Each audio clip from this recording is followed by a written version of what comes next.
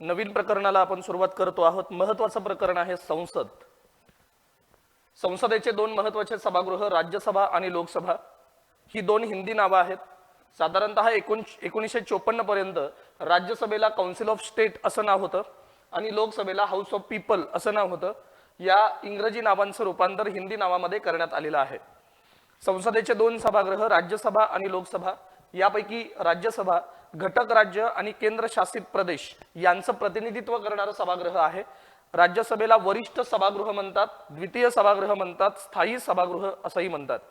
स्थायी सभागृह म्हणजे परमनंट सभागृह, कारण दर 2 वर्षांनी राज्यसभेचे 1/3 सदस्य निवृत्त होतात आणि तेवढेच सदस्य नव्याने निवडले जातात। त्यामुळे राज्यसभा हे सभागृह कधीही विसर्जित होत नाही। दुसरं सभागृह आहे लोकसभा। लोकसभा म्हणजे लोकांचं प्रतिनिधित्व करणारं सभागृह। याला कनिष्ठ सभागृह असंही म्हणतात, याला प्रथम सभागृह असंही म्हणतात आणि याला तदर्थ म्हणजे तात्पुरते सभागृह असंही म्हणतात। तात्पुरते याचं कारण दर 5 वर्षांनी लोकसभा विसर्जित होते आणि पुन्हा लोकसभेच्या जनतेतून निवडणुका होतात आणि पुन्हा लोकसभा हे सभागृह चालू होतं। आता एक एक सभागृहाची आपण माहिती घेऊयात। पहिलं सभागृह आहे राज्यसभा। आपल्या भारतीय राज्यघटनेच्या कलम 80 मध्ये राज्यसभेची तरतूद करण्यात आलेली आहे। राज्यसभेमध्ये एकूण 250 सदस्य संख्या निर्धारित करण्यात आली आहे। या 250 पैकी 238 सदस्य हे घटक राज्य आणि केंद्रशासित प्रदेश यांच्यामधून निवडले जाणार आहेत। त्यानंतर 12 सदस्य हे राष्ट्रपतींनी नामनिर्देशित करणं आवश्यक आहे। तर विद्यार्थ्यांनी या गोष्टी महत्त्वाच्या आहेत हे लक्षात ठेवा।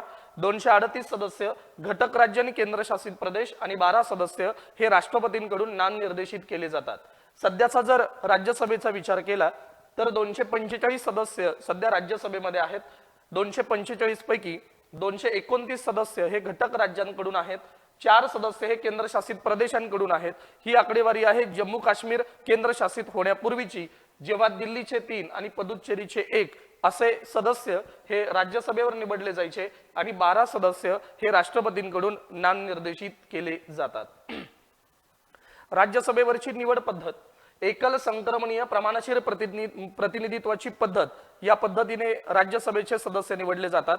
विद्यार्थ्यांनी या पद्धतीचा खूप डिटेल स्टडी करण्याची आवश्यकता बिलकुल नाही, फक्त तुम्हाला ही पद्धत माहिती असणं अत्यंत आवश्यक आहे। राज्यसभेसाठी मतदानाचा अधिकार हा केवळ विधानसभेच्या निर्वाचित सदस्यांना आहे आणि ही विधानसभा केंद्रशासित प्रदेशांमधली सुद्धा असेल। म्हणजे आता दिल्ली, पुदुच्चेरी आणि जम्मू काश्मीर या तीनही केंद्रशासित प्रदेशांमध्ये विधानसभा अस्तित्वात असल्यामुळे त्या ठिकाणच्या निर्वाचित सदस्यांना मतदानाचा अधिकार आहे। पण इथं शब्द जो आहे तो निर्वाचित सदस्य आहे, या शब्दाकडे बिलकुल दुर्लक्ष करता येणार नाही, हे लक्षात घ्या। आता जे काही जागांचं वाटप करण्यात आलेलं आहे राज्यसभेच्या, ते लोकसंख्येच्या प्रमाणात करण्यात आलेलं आहे। त्यामुळे तुम्हाला दिसेल की उत्तर प्रदेशमध्ये 31 राज्यसभेचे खासदार आहेत, महाराष्ट्रामधून 19 राज्यसभेचे खासदार आहेत आणि अनुक्रमे पुढे मग तामिळनाडू 18 सदस्य। इथं तुम्हाला उत्तर प्रदेश आणि महाराष्ट्र या 2 राज्यांमधून राज्यसभेवरचे प्रतिनिधी माहिती असायला हवेत। म्हणजे किती जागा एवढं तरी माहिती असायला हवं। सर्वात कमी गोवा आणि आसाम वगळता पूर्वांचल या ठिकाणी 1 सदस्य राज्यसभेवरती आहे। म्हणजे गोव्यातून 1 सदस्य राज्यसभेवरती जाईल आणि आसाम वगळता ईशान्येकडची जी राज्य आहेत आणि त्यानंतर सिक्कीम या ठिकाणी अनुक्रमे 1च राज्यसभेचा खासदार निवडून जातो। त्यामुळे सगळ्यात जास्त सगळ्यात कमी हा संदर्भ राज्यसभेच्या सदस्यांचा तुम्हाला माहिती असायला हवा। आता इथे एक मुद्दा दिलेला आहे तो अमेरिकेचा। अमेरिकेमध्ये साधारणतः 50 राज्य एकत्र आलेले आहेत। अमेरिकेमध्ये जे वरिष्ठ सभागृह आहे त्या वरिष्ठ सभागृहामध्ये 50 राज्यांचे प्रत्येकी 2 असे एकूण 100 मेंबर आहेत। म्हणजे लोकसंख्येच्या प्रमाणात अमेरिकेमध्ये जागांची वाटणी केलेली नाही, पण भारतामध्ये मात्र घटक राज्य आणि केंद्रशासित प्रदेश यांच्यामध्ये राज्यसभेची जागा वाटप जे करण्यात आलेलं आहे ते लोकसंख्येच्या आधारावर करण्यात आलेलं आहे। आता खुल्या मतदान पद्धतीचा स्वीकार आपण 2003 मध्ये केला। सुरुवातीला निवडणूक ही गुप्त मतदान पद्धतीने व्हायची, पण राज्यसभेची जी निवडणूक पद्धत आहे ती निवडणूक पद्धत खुल्या पद्धतीने करण्यासाठी संसदेने एक महत्त्वाचा कायदा केला। तो कायदा आहे लोकप्रतिनिधी कायदा 2003। यानुसार आपण कोणाला मतदान करणार आहोत हे आपल्या पक्षाच्या व्हीपला दाखवणं बंधनकारक करण्यात आलेलं आहे। आता राज्यसभेचा आणखीन एक महत्त्वाचा संदर्भ तो म्हणजे नामनिर्देशन। तर राष्ट्रपतींकडून राज्यसभेवर 12 सदस्य नामनिर्देशित केले जातात। आता हे 12 सदस्य साहित्य, कला, शास्त्र आणि समाजसेवा या क्षेत्रामधून येतात, हे लक्षात घ्या। त्यामुळे विद्यार्थ्यांना हा सुद्धा प्रश्न एमपीएससी कडून विचारला जाणार आहे की राज्यसभेवर जे 12 सदस्य नामनिर्देशित केले जातात ते 12 सदस्य कोणत्या क्षेत्रातील असतात, तर साहित्य, कला, शास्त्र आणि समाजसेवा या क्षेत्रामधून राष्ट्रपती 12 सदस्यांची नेमणूक किंवा नामनिर्देशन करत असतात। आपण अनुसूची पाहिलेली आहे। या अनुसूचीमध्ये राज्यसभेतील जागांचं वाटप हे कशा पद्धतीने असेल हे 4थ्या अनुसूचीमध्ये दिलेलं आहे। त्यामुळे हा सुद्धा प्रश्न परीक्षेसाठी महत्त्वाचा आहे। आता राज्यसभेला स्थायी सभागृह असं का म्हणतात याबद्दलही आपण मगाशी बोललोच, कारण राज्यसभा हे परमनंट सभागृह आहे। राज्यसभा हे बरखास्त होत नाही, कारण दर 2 वर्षांनी राज्यसभेचे 1/3 सदस्य निवृत्त होतात आणि तेवढेच सदस्य पुन्हा निवडले जात असल्यामुळे राज्यसभा हे सभागृह म्हणून कधीही बरखास्त होत नाही। हे राज्यसभा या सभागृहाचं वैशिष्ट्य आहे। आता पुढच्या सभागृहाकडे येऊयात, लोकसभा। लोकसभेची रचना ही विचारली जाते। कलम 81 मध्ये लोकसभेची तरतूद करण्यात आलेली आहे। एकूण लोकसभेचे सदस्य हे 552। आता यामध्येही बदल झालाय, कारण अँग्लो इंडियन यांचं जे आरक्षण आहे, राजकीय आरक्षण, ते रद्द करण्यात आलंय। 552 ही सदस्य संख्या आपण गृहीत धरून पुढे जाऊ। यापैकी राज्यांकडे होते 530 सदस्य, केंद्रशासित प्रदेशांकडे होते 20 सदस्य, असे एकूण 550। हा मूळ घटनेमध्ये असलेला नियम आहे। 1965 नंतर केंद्रशासित प्रदेशांचा जो कायदा झाला यानुसार केंद्रशासित प्रदेशांकडे एकूण 13 सदस्य, कारण लोकसंख्याच केंद्रशासित प्रदेशांची कमी असल्यामुळे केंद्रशासित प्रदेशांच्या उर्वरित जागा या भरल्या जात नाहीत। त्यामुळे केंद्रशासित प्रदेशांसाठी केवळ 13 प्रतिनिधित्व देण्यात आलेलं आहे। आता राष्ट्रपतींकडून 2 अँग्लो इंडियन हे नाम निर्देशित केले जायचे, म्हणजे 552। हा जर आपण लोकसभेची सदस्य संख्या गृहीत धरली तर 530 हे राज्यांकडून, 20 सदस्य केंद्रशासित प्रदेशांकडून आणि 2 सदस्य हे अँग्लो इंडियन, असा 552चा कोटा हा पूर्ण केला जात होता। ओके, अलीकडे झालेल्या लोकसभेचा जर आपण विचार केला तर 545 सदस्य हे निवडून या लोकसभेमध्ये यायचे। यातले 545 पैकी 530 उत्तर प्रदेश 80, आंध्र प्रदेशचे पूर्वी 42 असा हा क्रम आहे। दिल्लीचा जर विचार केला तर दिल्लीमध्ये एकूण 7 सदस्य हे लोकसभेवरती जातात, हे लक्षात घ्या। मी तुम्हाला एक जनरली 552 ही जरी संख्या आपण गृहीत धरलेली असली तरी 7 केंद्रशासित प्रदेशांमधल्या जागा या रिक्त आहेत, कारण 20 केंद्रशासित प्रदेश त्यापैकी 13 जागा या केंद्रशासित प्रदेशांमधल्या भरल्या जातात। त्यामुळे 7 जागा या रिक्त आहेत। त्यामुळे आपण 552 मधून 7 वजा केल्या तर साधारणतः 545 जागांची ही लोकसभा असते, हे लक्षात घ्या। 2019च्या झालेल्या निवडणुकांमध्ये 545 जागांची ही लोकसभा नव्हती, लक्षात आलं। एक जागा वेल्लोर या ठिकाणची जी लोकसभेची निवडणूक आहे ती रद्द झालेली होती। चालू घडामोडीच्या संबंधात तो प्रश्न आहे। इथं मी 7 केंद्रशासित प्रदेशाच्या जागा भरल्या जात नाहीत तो आकडा वजा करून 545 असा आकडा घेतलेला आहे। 545 पैकी 530 सदस्य हे राज्यांकडून निवडले जातात। राज्यांचा क्रम आपण पाहिलेला आहे। त्यानंतर अँग्लो इंडियन यांचा जर विचार केला तर 2 सदस्य अँग्लो इंडियन यांचं प्रतिनिधित्व करत होते आणि ते राष्ट्रपतींकडून नाम निर्देशित केले जायचे। पण सध्या अँग्लो इंडियन यांचं जे आरक्षण आहे, राजकीय आरक्षण आहे, ते 104व्या घटना दुरुस्तीनुसार रद्द करण्यात आलेलं आहे। त्यामुळे इथून पुढे हे आरक्षण नसेल। इथून पुढचा जर विचार केला तर 530 घटक राज्य अधिक 13 केंद्रशासित प्रदेश अशाच पद्धतीची ही रचना कंटिन्यू असणार आहे। आणि ही जी आकडेवारी आहे ती जम्मू काश्मीर केंद्रशासित प्रदेश होण्यापूर्वीची आहे, हे सुद्धा इथं लक्षात घ्यायला हवं।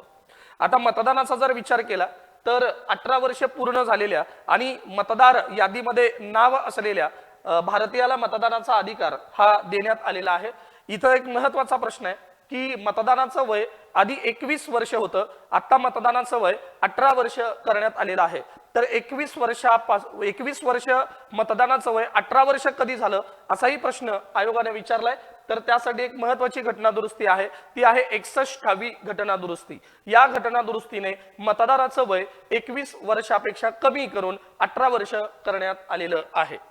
आता आंध्र प्रदेशमधून तेलंगणा 2014 मध्ये वेगळा झाला। त्यामुळं अनेकदा हा प्रश्न विचारण्यात आलेला आहे, त्यामुळं याही आकडेवारीकडे आपण नजर टाकायची आहे. पूर्वी लोकसभा याचा विचार केला तर आंध्र प्रदेशचे 42 खासदार लोकसभेत असायचे आणि राज्यसभेमध्ये 18 खासदार राज्यसभेत असायचे. आता आंध्र आणि तेलंगणा दोन्ही राज्य विभागली गेलेली आहेत. आंध्र प्रदेशमध्ये 25 लोकसभा आणि 11 राज्यसभा, तेलंगणामध्ये 17 लोकसभा आणि 7 राज्यसभेचे उमेदवार असलेले आपल्याला दिसतात. एंग्लो इंडियन यांच्या रिझर्वेशन बद्दल बोललोच मी. 104व्या घटना दुरुस्तीनुसार सध्या एंग्लो इंडियन यांचं रिझर्वेशन, यांचं राजकीय आरक्षण हे रद्द करण्यात आलेलं आहे. आता सदस्यांच्या कालावधीचा जर आपण विचार केला तर आपल्याला या कल्पना आहेत की लोकसभेच्या सदस्यांचा कालावधी हा 5 वर्षांचा आहे आणि राज्यसभेच्या सदस्यांचा कालावधी हा 6 वर्षांचा आहे. हे लक्षात घ्या. राज्यसभेचे खासदार हे 6 वर्षासाठी पदावरती राहतील आणि लोकसभेचे खासदार हे 5 वर्षासाठी पदावरती राहतील. लोकसभा हे सभागृह म्हणून तात्पुरतं सभागृह असल्यामुळे दर 5 वर्षांनी ते बरखास्त होतं, याबद्दल आपण माहिती घेतलेली आहे. आता आणखीन एक मुद्दा यामध्ये समजून घेण्यासारखा आहे की लोकसभेच्या ज्या काही जागा आहेत त्या जागा लोकसंख्येनुसार बदलणं अपेक्षित आहे. दर 10 वर्षांनी जनगणना होते. या जनगणनेमध्ये आकडेवारी नव्यानं समोर येते, त्यामुळं मतदारसंघांची रचना ही व्यवस्थित असणं गरजेचं आहे आणि ही रचना करताना समरूपता, सम म्हणजे सारखं, म्हणजे प्रत्येक मतदारसंघ आपल्या भारतातील हा सारखाच असला पाहिजे अशा पद्धतीची मतदारसंघांची रचना असणं अपेक्षित आहे. त्यामुळं 2 पद्धतींची समरूपता साधली जाते. नंबर 1 राज्यांमधील जागांची समरूपता. म्हणजे जर एक उदाहरण म्हणून आपण विचार करायचा झाला तर महाराष्ट्र राज्य आणि गोवा राज्य, लोकसंख्येचा विचार केला तर महाराष्ट्र राज्य हे आघाडीचं राज्य आहे देशातलं आणि गोव्याच्या लोकसंख्येचा विचार केला तर लोकसंख्येच्या बाबतीत गोवा हे पिछाडीवरचं राज्य आहे. पण लोकसंख्या कमी आहे म्हणून गोव्याला कमी प्रतिनिधित्व दिलं जाईल का? निश्चित नाही. कारण लोकसभेच्या उमेदवारीचा पूर्ण जो काही आढावा आहे तो लोकसंख्येवर आधारित आहे. त्यामुळे गोव्याची लोकसंख्या कमी, त्यामुळे प्रतिनिधित्व कमी, प्रतिनिधित्वांची संख्या कमी आणि महाराष्ट्रामध्ये लोकसंख्या जास्त, त्यामुळे प्रतिनिधित्व जास्त. आता हे प्रतिनिधित्व लोकसंख्येवर अवलंबून असल्याने गोव्याला कमी खासदार आहेत, त्या तुलनेत महाराष्ट्राला जास्त खासदार आहेत. परंतु गोव्यातला एक खासदारकीचा मतदारसंघ जर 15 ते 16 लाख मतदारांचा असेल तर महाराष्ट्राचा सुद्धा एक मतदारसंघ 15 ते 16 लाख या लोकसंख्येपर्यंतचाच असणार आहे. अशा बाबतीत राज्यांतील सुद्धा एक समरूपता साधली जाणं अपेक्षित आहे. आणि नंबर 2 एकाच राज्यातील सर्व प्रतिनिधित्वाची समरूपता. आता यासाठी आपण महाराष्ट्राचं उदाहरण घेऊ. महाराष्ट्रातला एक दुर्गम जिल्हा म्हणून आपण गडचिरोलीकडे पाहतो आणि महाराष्ट्रातील अत्यंत सधन आणि स्थलांतर झाल्यामुळं लोकसंख्येची सर्वात जास्त घनता असलेले मुंबई शहर आणि मुंबई उपनगर ही 2 महत्वाची शहर किंवा जिल्हे आपण विचारात घेऊ. आता मुंबई शहर आणि मुंबई उपनगर इथं खासदारांचं प्रतिनिधित्व लोकसभेत जास्त आहे, त्या तुलनेत गडचिरोलीच्या भागात एकच खासदार आपल्याला आढळून येईल. आता लोकसंख्येचा जरी विचार केला आपण, गडचिरोलीमध्ये लोकसंख्या कमी आहे त्यामुळे प्रतिनिधित्व कमी आहे त्या जिल्ह्याला किंवा त्या मतदारसंघाला. इकडे मुंबईला लोकसंख्या जास्त आहे त्यामुळे मुंबईमध्ये मतदारसंघ जास्त आहेत. पण राज्यांमध्ये मतदारसंघांची समरूपता साधणं म्हणजे काय? तर मुंबईमध्ये 6 खासदार निवडून जात असतील तर मुंबईचा प्रत्येक खासदार हा 15 ते 16 लाख लोकसंख्या किंवा मतदार यांचं प्रतिनिधित्व करणार आहे आणि गडचिरोलीचा सुद्धा एक खासदार 15 ते 16 लाख मतदारांचं प्रतिनिधित्व करणार आहे. त्यामुळे प्रतिनिधित्वाचा जर विचार केला तर गडचिरोली आणि मुंबईचा खासदार हे एकाच समान पातळीवरती येणार आहेत. महाराष्ट्राचा आणि गोव्याचा खासदार एकाच समान पातळीवरती येणार आहेत. याला म्हणतात मतदारसंघांची समरूपता आणि ही समरूपता 2 पद्धतीने साधली जाते. पहिली राज्यांमधील समरूपता आणि नंबर 2 एकाच राज्यातील सर्व जागांमधील समरूपता. ओके. आता यासाठी एक महत्त्वाचा मुद्दा लक्षात घ्या.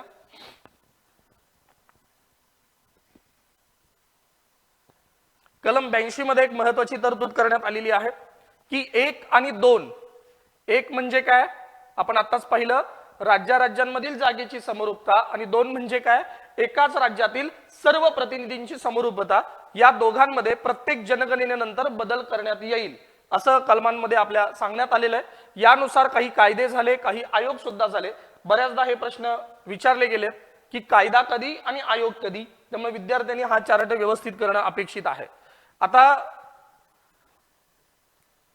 मी यापूर्वी तुम्हाला सांगितलं होतं राष्ट्रपतीच्या निवडणुकीमध्ये, तर राष्ट्रपतीच्या निवडणुकीमध्ये 1971 ची जनगणना ही प्रमाण मानण्यात आली होती आणि त्यानुसार आपण राष्ट्रपतीची निवडणूक प्रक्रिया राबवत होतो। इथे आपल्याला एक लक्ष द्यावं लागेल की 1 आणि 2 म्हणजे राज्यांमधील समरूपता आणि एकाच राज्यांमधील सर्व मतदारसंघांची समरूपता, यामध्ये आतापर्यंत बदल झालेले आहेत का, तर निश्चितपणे यामध्ये बदल झालेले आहेत। ओके, आणि त्यासाठी काही महत्त्वाच्या घटना दुरुस्त्या करण्यात आलेल्या आहेत। मग नेमकं या घटना दुरुस्तीने कशात बदल झाला? नंबर 1 मध्ये बदल झाला म्हणजे राज्यांमधली समरूपता, का नंबर 2 मध्ये बदल झाला म्हणजे एकाच राज्यामध्ये असणाऱ्या सर्व मतदारसंघांची समरूपता, याबद्दल आपल्याला या घटना दुरुस्त्या महत्त्वाच्या आहेत। यातली पहिली घटना दुरुस्ती आहे 42वी घटना दुरुस्ती 1976। 1 आणि 2 मध्ये 2000 पर्यंत बदल केला जाणार नाही, हे 42व्या घटना दुरुस्तीनुसार ठरलं। बघा, कधीपर्यंत बदल केला जाणार नाही? 2000 पर्यंत बदलच केला जाणार नाही। ओके, आणि इथं जनगणना कोणती प्रमाण मानण्यात आली होती? 1971 ची जनगणना प्रमाण मानण्यात आली होती। इथंच ठरलं होतं 2000 पर्यंत बदल करायचा नाही, म्हणून 2001 ला नवी घटना दुरुस्ती आली। ती घटना दुरुस्ती आहे 84वी घटना दुरुस्ती। ओके, आता इथं काय ठरलं बघा, इथं ठरलं 1 मध्ये 2026 पर्यंत बदल केला जाणार नाही। 1 मध्ये, 1 म्हणजे काय, राज्यांमधली समरूपता, यामध्ये बदल केला जाणार नाही, हे लक्षात घ्या। म्हणजे उत्तर प्रदेशमध्ये 80 खासदार, महाराष्ट्रात 48 खासदार, हे जे रूप आहे हे रूप 2026 पर्यंत बदललं जाणार नाही। परंतु 2 मध्ये 1991च्या जनगणनेनुसार बदल होईल। 2 म्हणजे काय, राज्य, एकाच राज्यातले जे मतदारसंघ आहेत, उदाहरणार्थ महाराष्ट्रात मुंबई, गडचिरोली, हा जो संदर्भ आपण पाहिला, यामध्ये जर काही बदल करायचा असेल तर तो 1991च्या जनगणनेनुसार करता येईल। आता ही घटना दुरुस्ती आहे 2001 ची, आणि इथं 1991च्या जनगणनेचा विचार करत आहेत। ही चूक नंतर लक्षात आली आणि 2003 मध्ये आणखीन एक घटना दुरुस्ती झाली, 87वी घटना दुरुस्ती, आणि यामध्ये एक मुद्दा आहे असा कायम ठेवण्यात आला की 1 मध्ये 2026 पर्यंत बदल केला जाणार नाही, आणि 2 मध्ये मात्र जो बदल केला जाईल तो 1991च्या जनगणनेनुसार नाही तर 2001च्या जनगणनेनुसार, कारण ही त्यावेळीची जवळची आकडेवारी होती। लक्षात आलं का? आणि त्यामुळे या 2001च्या जनगणनेनुसार 87वी घटना दुरुस्ती 2003 नुसार 2 मध्ये बदल करण्यात आला। त्यासाठी एक आयोग नेमण्यात आला होता। त्या आयोगाचे अध्यक्ष होते न्यायमूर्ती कुलदीप सिंग। तर यांनी 2008 मध्ये राज्यातील, म्हणजे महाराष्ट्राचा विचार केला तर राज्यातील लोकसभा आणि विधानसभा मतदारसंघांमध्ये 2001च्या जनगणनेनुसार बदल घडवला होता, आणि तो बदल आपल्याला पाहायला मिळाला 2009च्या लोकसभा आणि 2009च्या विधानसभेच्या निवडणुकांमध्ये। ठीक आहे, म्हणून जे मतदारसंघ रचना बदललेले आहेत ते मतदारसंघ 2009च्या निवडणुकीपासून महाराष्ट्रात बदललेत, आणि यासाठी 2001 ची आकडेवारी जनगणनेची वापरली होती। पण 1 मध्ये मात्र, म्हणजे महाराष्ट्रात 48 खासदार असतील, विधानसभेत 288 आमदार असतील, हे जे प्रारूप आहे हे प्रारूप बदलण्यात आलं नाही, फक्त मतदारसंघ बदलले। लोकसंख्येनुसार 288 मतदारसंघ पुन्हा त्याची नव्यानं मांडणी झाली आणि 48 मतदारसंघांची नव्यानं मांडणी झाली। एवढाच काय तो फरक 2002च्या या आयोगानुसार झालेला आपल्याला दिसतो। आता पुढचा मुद्दा आहे जागामध्ये असलेलं आरक्षण। तर लोकसभेसाठी अनुसूचित जाती आणि अनुसूचित जमाती या दोघांना सुद्धा आरक्षण आहे। अनुसूचित जातीचा विचार केला तर कलम 330 मध्ये अनुसूचित जाती जमातींसाठी लोकसंख्येच्या आधारावरती हे आरक्षण आहे। सुरुवातीला हे आरक्षण राजकीय आरक्षण आहे, लक्षात घ्या। हे आरक्षण 10 वर्षांसाठी आहे, पण प्रत्येक वेळेस कायद्यानं ते वाढवत 95वी घटना दुरुस्ती 2009 नुसार 2020 पर्यंत हे आरक्षण दिलं गेलं। आता 104वी घटना दुरुस्ती झाली आणि यानुसार हे आरक्षण पुन्हा 10 वर्षांनी वाढवण्यात आलं आणि अँग्लो इंडियन यांचं आरक्षण रद्द करण्यात आलं। म्हणजे अनुसूचित जाती आणि जमाती यांचं राजकीय आरक्षण पुन्हा 10 वर्ष कंटिन्यू करण्यात आलेलं आहे। आता या आरक्षणाचा विचार केला तर 545 जागांपैकी 2 अँग्लो इंडियन आणि उरलेल्या 543 जागांपैकी 20 राज्य केंद्रशासित प्रदेश या ठिकाणी अनुसूचित जाती यांच्यासाठी रिझर्वेशन देण्यात आलेलं आहे. म्हणजे 20 राज्य आणि उरलेले केंद्रशासित प्रदेश. एवढ्या डिटेलमध्ये आपल्याला जायची आवश्यकता नाही. विद्यार्थी मित्र हो, आपल्याला एक महत्त्वाची गोष्ट लक्षात घ्यायची आहे, ती म्हणजे 543 जागांपैकी किती जागांसाठी अनुसूचित जातीचं रिझर्वेशन आहे, तर 84 जागांसाठी अनुसूचित जातीचं रिझर्वेशन आहे. ओके, आता या अनुसूचित जातींमध्ये सगळ्यात जास्त जागा या उत्तर प्रदेशमध्ये आहेत आणि त्यानंतर महाराष्ट्रामध्ये 5 जागा आहेत. ठीक आहे, 2 प्रश्न अपेक्षित आहेत की एकूण लोकसभेच्या जागांपैकी किती जागा अनुसूचित जातींसाठी आरक्षित आहेत, तर त्याचं उत्तर आहे 84. सगळ्यात जास्त जागा कोणत्या राज्यात आहेत, त्याचं उत्तर आहे उत्तर प्रदेश. महाराष्ट्रात किती जागा राखीव आहेत, त्याचं उत्तर 5 जागा. आणि कोणत्या जागा राखीव आहेत, तर शिर्डी मतदारसंघ, सोलापूर लोकसभा मतदारसंघ, रामटेक लोकसभा मतदारसंघ, लातूर आणि अमरावती या ठिकाणी असलेले मतदारसंघ हे अनुसूचित जाती या प्रवर्गासाठी राखीव आहेत महाराष्ट्रात. आता अनुसूचित जमाती 543 पैकी 47 जागा या अनुसूचित जमातीसाठी राखीव आहेत. सर्वाधिक जागा मध्य प्रदेशमध्ये आहेत, एकूण 6. महाराष्ट्रात किती जागा आहेत, याचं उत्तर 4. आणि त्या कुठे आहेत, तर नंदुरबार, दिंडोरी, नाशिक, चिमूर, चंद्रपूर, गडचिरोली आणि पालघर. तर या ठिकाणी अनुसूचित जमातीच्या जागा राखीव आहेत. तर तुम्हाला अनुसूचित जातीच्या 84 जागा लक्षात ठेवायच्या आहेत, म्हणजे किती संख्या लक्षात ठेवायचे. अनुसूचित जमातीच्या 47 जागा लक्षात ठेवायच्या आहेत. अनुसूचित जातीचं सगळ्यात जास्त रिझर्वेशन आहे यूपी. अनुसूचित जमातीचं सगळ्यात जास्त रिझर्वेशन आहे एमपी.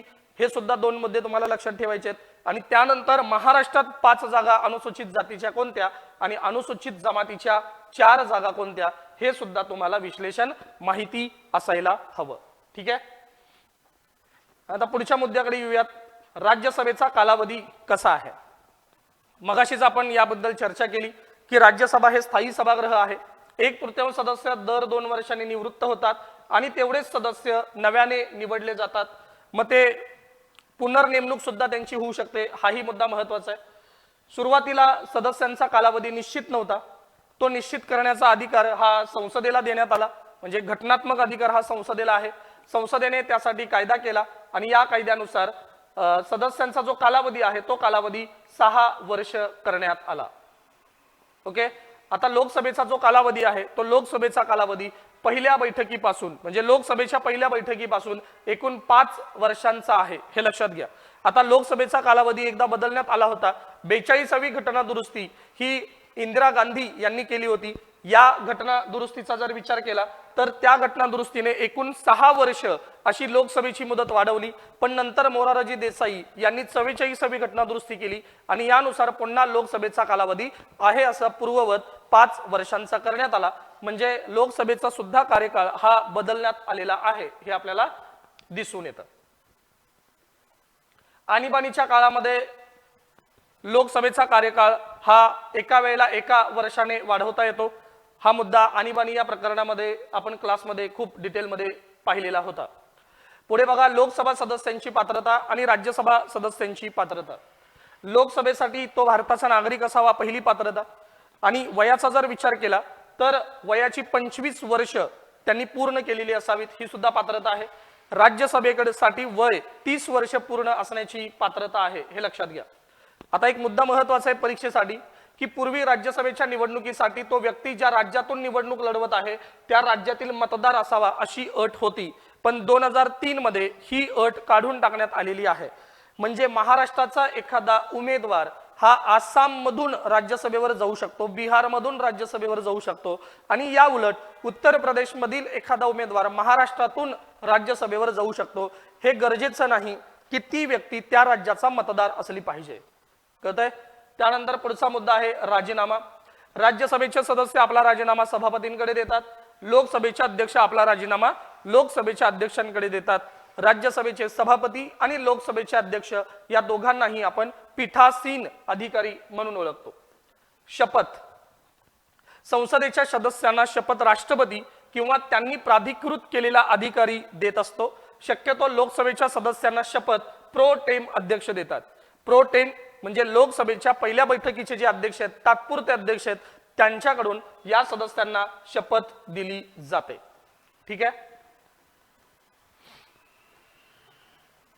आता संसद सदस्यांच्या जागा कशा रिक्त होतात यावरती सुद्धा प्रश्न विचारला जातो. आता यातली पहिली पद्धत आहे दुहेरी सदस्यत्व. म्हणजे एकाच वेळेला जर खासदार दोन सभागृहांमध्ये किंवा केंद्र किंवा राज्य अशापैकी किंवा एकाच सभागृहामध्ये दोन जागांवर जर निवडून येत असतील तर अशा वेळेला दुहेरी सदस्यत्व या कारणाने त्यांचं पद रिक्त होऊ शकतं, रद्द होऊ शकतं. पहिलं कारण आहे संसदेच्या दोन्ही सभागृहात एकाच वेळेला सदस्य म्हणून, म्हणजे राज्यसभेत सुद्धा सदस्य आहे आणि त्याच वेळेला लोकसभेत सुद्धा सदस्य म्हणून ती व्यक्ती निवडून आली आहे, तर 10 दिवसांच्या आत त्या व्यक्तीला निर्णय घेणं अपेक्षित आहे. अन्यथा लोकसभा किंवा राज्यसभा यापैकी वरिष्ठ सभागृह राज्यसभा असल्याने राज्यसभेचं सदस्यत्व रद्द केलं जातं. पुढे आहे जर एका सभागृहात ती व्यक्ती कार्यरत असेल आणि दुसऱ्या सभागृहात त्याची निवड झाली तर पहिल्या सभागृहातलं सदस्यत्व रद्द होतं. उदाहरणार्थ लोकसभेमध्ये तो खासदार आहे आणि खासदार असताना राज्यसभेमध्ये निवडून आला, म्हणजे एका ठिकाणी सदस्य असताना दुसऱ्या ठिकाणी निवडून आला, तर अशा वेळेला पहिल्या सभागृहातलं सदस्यत्व रद्द होतं. पहिल्या ठिकाणी एकाच वेळी असा शब्द लक्षात घ्या, म्हणजे एकाच वेळी ती व्यक्ती लोकसभा आणि राज्यसभा या दोन्ही सभागृहामध्ये निवडून आली तर 10 दिवसांच्या आत निर्णय घेणं अपेक्षित आहे. अन्यथा वरिष्ठ सभागृह म्हणजे राज्यसभा यामधील सदस्यत्व रिक्त होतं. पुढच्या मुद्द्याकडे येऊयात. एकाच सभागृहात दोन जागांवर निवडून आल्यास असं घडलं होतं 2014 मध्ये पंतप्रधान नरेंद्र मोदी हे गुजरातमधून सुद्धा त्यांनी उमेदवारी घेतली होती आणि तिथेही ते निवडून आले आणि वाराणसी मतदारसंघ जो त्यांनी नंतर स्वीकारला तर त्या ठिकाणी सुद्धा ते खासदार म्हणून निवडून आले. लोकसभा या एकाच सभागृहात दोन जागांमधून ते प्रतिनिधित्व करत होते आणि दोन्ही ठिकाणी ते खासदार म्हणून निवडून आले. हाच मुद्दा लक्षात घ्या. एकाच सभागृहात दोन्ही जागांवर जर निवड झाली असल्यास त्वरित निर्णय घेणं अपेक्षित आहे. जर निर्णय नाही घेतला तर दोन्हीच्या दोन्ही जागा रिक्त होत असतात. त्यामुळे लवकरात लवकर आपल्याला दोन्हीपैकी एक जागा ठरवावी लागते. आता पुढचा मुद्दा आहे संसद आणि राज्य विधिमंडळ. म्हणजे एकाच वेळेला संसद आणि राज्य विधिमंडळ दोन्हीकडे सदस्यत्व असेल तर 14 दिवसात निर्णय घेणं अपेक्षित आहे. किती दिवसात?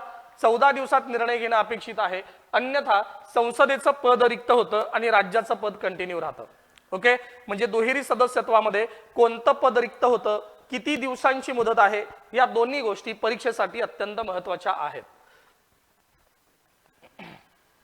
आता कलम 102 नुसारची अपात्रता, दोन मुद्दे आहेत त्यामध्ये. जर ती व्यक्ती वेडी असेल, नादार असेल, भ्रष्ट असेल, लाभाचे पद धारण करणारी असेल तर अपात्र होईल. नागरिकत्वाचा प्रश्न जर निर्माण झाला असेल तर अपात्र होईल. संसदीय कायद्यानुसार अपात्रता करण्याचा अधिकार हा संसदेला देण्यात आलेला आहे. आपण पक्षांतर बंदीचा नियम पाहिला 10व्या अनुसूचीमध्ये. 10व्या अनुसूचीमध्ये 52व्या घटनादुरुस्तीनुसार पक्षांतर जर एखाद्या सदस्यानं केलं तर त्याचं सदस्यत्व रद्द होईल, त्याचं मंत्रिपद रद्द होईल, असा तो कायदा आहे. याबद्दलचा निर्णय, पक्षांतराबद्दलचा जो काही निर्णय आहे तो निर्णय पहिल्यांदा त्या सभागृहाचे पीठासीन अधिकारी घेतील आणि जो अंतिम निर्णय आहे तो अंतिम निर्णय राष्ट्रपती घेत असतात. ठीक आहे. आता नेमकं पक्षांतर म्हणजे काय? पक्षांतर म्हणजे काय याबद्दल स्क्रीनवर ही माहिती आहे. पॉज करून तुम्ही स्क्रीनशॉट काढून घेऊ शकता किंवा 1-2 मिनिटं वाचन सुद्धा करून घेऊ शकता, कारण आपण प्रत्येक मुद्द्याचं स्पष्टीकरण करू शकत नाही, वेळेचा अभाव आहे.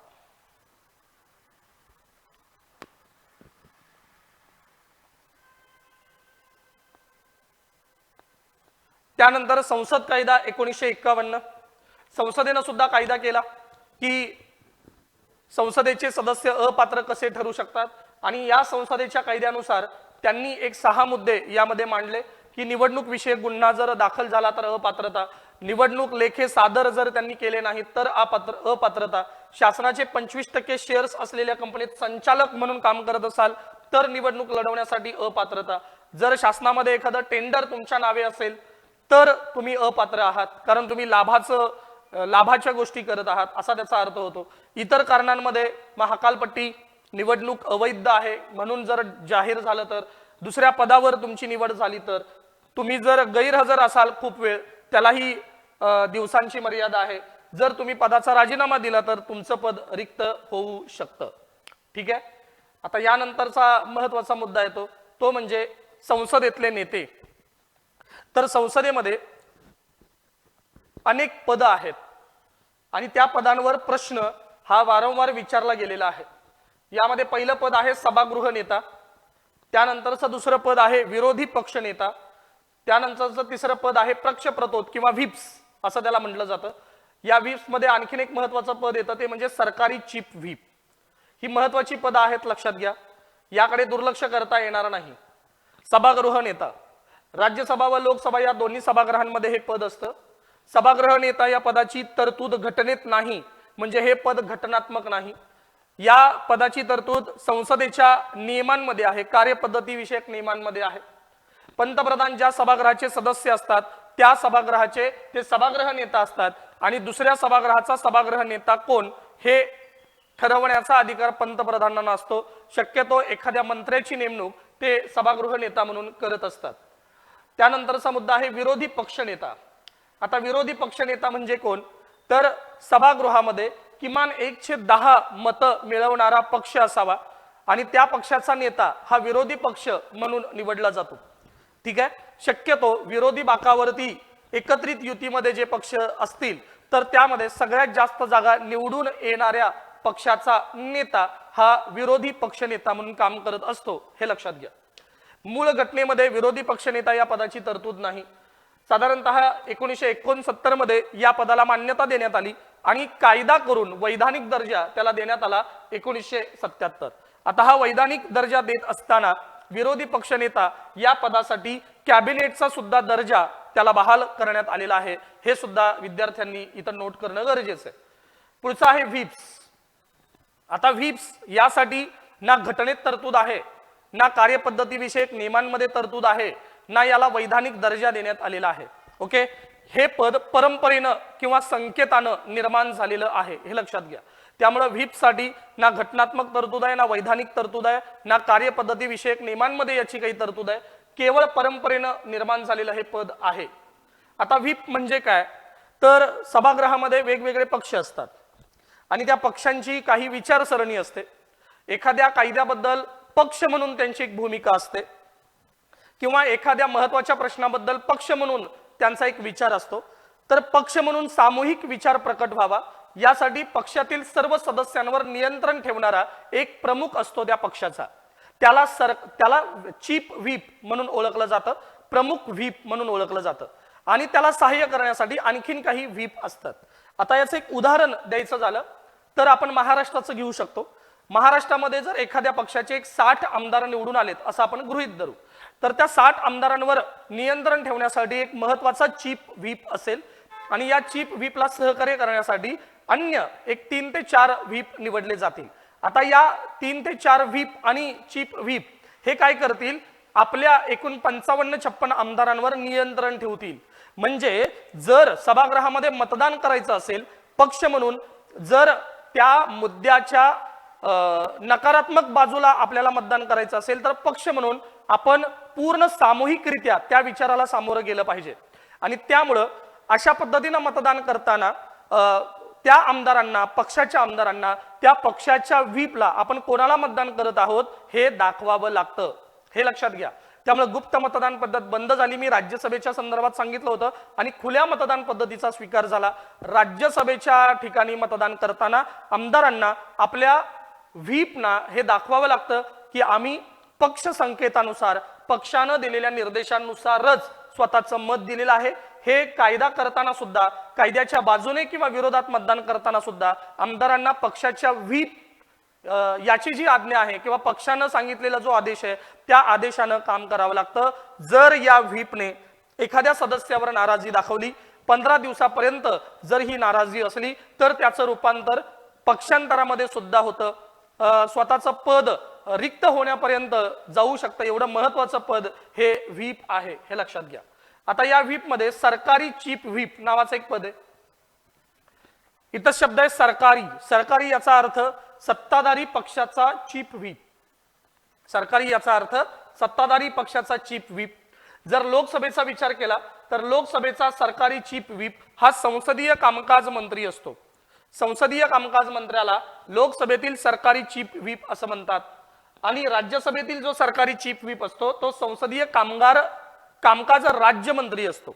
ठीक आहे, इथं कामकाज मंत्री कॅबिनेट दर्जाचा आहे आणि इथं कामकाज मंत्री आहे पण तो राज्यमंत्री दर्जाचा आहे, हे लक्षात घ्या. ठीक आहे, आता हे जे पद आहे संसदीय कामकाज मंत्री लोकसभेत आणि संसदीय कामकाज राज्यमंत्री जो आहे तो राज्यसभेत, तर ही दोन्ही पद सभागृह नेत्याला जबाबदार असतात. आणि सभागृह नेता आपण पाहिलं, पंतप्रधानच्या सभागृहाचा सदस्य त्या सभागृहाचा तो सभागृह नेता असतो आणि दुसऱ्या सभागृहाचा सभागृह नेता कोण आहे किंवा कोण असेल हे ठरवण्याचा अधिकार सुद्धा त्या पंतप्रधानाला देण्यात आलेला आहे. आता पुढच्या मुद्द्याकडे जाऊयात. संसदेची होणारी अधिवेशनं. या अधिवेशनामध्ये काही महत्त्वाचे मुद्दे आहेत, हे लक्षात घ्या. पहिला मुद्दा आहे अधिवेशन बोलावणं, दुसरा आहे त्या अधिवेशनातल्या सभा भरवणं, तिसरा आहे लोकसभा विसर्जित करणं, त्यानंतर आहे अधिवेशनासाठी संसदेला अभिनियंत्रित राष्ट्रपती करतात त्यांची भूमिका, त्यानंतर आहे सत्र समाप्ती. ओके, आपल्या भारतीय राज्यघटनेमध्ये क्लिअर आहे की अधिवेशन दरम्यानचा काळ म्हणजे 2 अधिवेशनामध्ये 6 महिन्यांपेक्षा अधिक काळ असणार नाही. 2 अधिवेशनांमध्ये 6 महिन्यांपेक्षा अधिक काळ असणार नाही. सध्या होणारी अधिवेशनं यांच्यावर जर आपण प्रकाश टाकला तर लक्षात येईल की 3 प्रकारची अधिवेशनं संसदीय अधिवेशनं म्हणून होतात. यातलं पहिलं आहे अर्थसंकल्पीय अधिवेशन, त्यानंतर पावसाळी अधिवेशन आणि त्यानंतर हिवाळी अधिवेशन. आता अधिवेशन कालखंड हा कोणता मानला जातो, तर लोकसभेच्या पहिल्या बैठकीपासून ते सत्र समाप्तीचा काळ हा अधिवेशनाचा काळ आहे. लोकसभेच्या पहिल्या बैठकीपासून लोकसभा संपल्याची बैठक ज्याला आपण सत्र समाप्ती म्हणतो. आणि हेच जर लोकसभेची शेवटची बैठक असेल तर लोकसभेच्या पहिल्या बैठकीपासून ते लोकसभेच्या विसर्जनापर्यंतचा कालखंड याला अधिवेशनाचा कालखंड मानला जातो. यानंतरची संकल्पना आहे विराम काळ. 2 अधिवेशनादरम्यानचा जो काळ आहे त्या काळाला विराम काळ म्हणून ओळखलं जातं.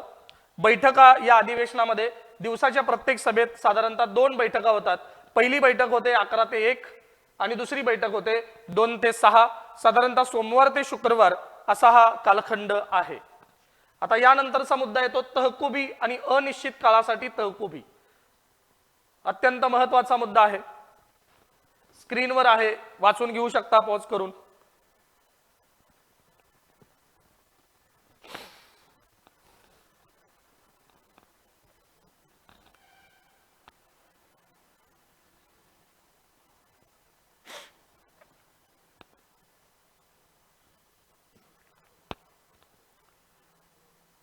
आता लोकसभेच्या विसर्जनानंतर लोकसभेमध्ये जे काही कायदे पास होत असतात त्या कायद्यांचं नेमकं काय होतं, कोणते कायदे कंटिन्यू राहतात, कोणते कायदे नष्ट होतात, यावरती सुद्धा आयोगाने प्रश्न विचारलेला आहे. मी फक्त 2च मुद्दे सांगेन. नंबर 1, लोकसभेमध्ये पहिल्यांदा मांडलेलं विधेयक हे रद्द होतं. लोकसभेमध्ये पहिल्यांदा मांडलेलं विधेयक रद्द. नंबर 2, लोकसभेनं पारित केलेलं विधेयक रद्द, बाकीची विधेयकही कंटिन्यू राहतात. हे 2 मुद्दे यासाठी लक्षात ठेवायचे आहेत. बघा, एकदा लोकसभेचे विसर्जन केल्यास ते विसर्जन मागे घेता येत नाही. लोकसभेचे सर्व कामकाज संपुष्टात येते. नवीन लोकसभेत ते नव्याने मांडले जाते. काही प्रकारची विधेयके विसर्जनानंतर सुद्धा व्यपगत होत नाहीत. व्यपगत न होणे याचा अर्थ नष्ट होत नाहीत. बघा, आता जिथं नष्ट होतात ती 2च आपण घेतलेली आहेत. लोकसभेत प्रथम मांडलेले विधेयक नष्ट होते आणि लोकसभेनं पारित केलेलं विधेयक नष्ट होते. या 2च ठिकाणी विधेयक नष्ट होत असतात, अन्य ठिकाणी विधेयक नष्ट होत नाहीत. ओके, आता महत्वाचा मुद्दा काय आहे की जर लोकसभेचं अधिवेशन चालू असेल तर पंतप्रधानांच्या सल्ल्याने राष्ट्रपतींना सत्र समाप्ती करता येते का, तर निश्चितपणे करता येते. लोकसभेचं अधिवेशन चालू असताना सुद्धा अधिवेशन थांबवता येतं. आता सत्र समाप्ती आणि लोकसभेचं विसर्जन या दोघांमध्ये नेमका फरक काय आहे, तर सत्र समाप्ती म्हणजे अधिवेशन संपल्याची घोषणा. सत्र समाप्तीची घोषणा राष्ट्रपती करतात. तात्पुरती बैठक ही लोकसभेची घेतली पाहिजे. अनिश्चित काळासाठी ती तहकूब केली पाहिजे. अनिश्चित काळासाठीची तहकुबी हे पीठासीन अधिकारी करतात आणि त्यांच्यानंतर सत्र समाप्तीची घोषणा होते. लोकसभेचं विसर्जन याचा अर्थ लोकसभा बरखास्त होणे ही घोषणा राष्ट्रपती करत असतात आणि लोकसभा विसर्जन करण्यापूर्वी, ती घोषणा करण्यापूर्वी त्यांना पंतप्रधानांचा सल्ला घ्यावा लागतो. लक्षात येतं सगळ्यांना? कोणते विधेयक नष्ट होतात? लोकसभेत पहिल्यांदा मांडलेलं विधेयक नष्ट होतं, लोकसभेनं पारित केलेलं विधेयक, पहिल्यांदा पारित केलेलं विधेयक सुद्धा काय होतं, नष्ट होतं. ठीक आहे.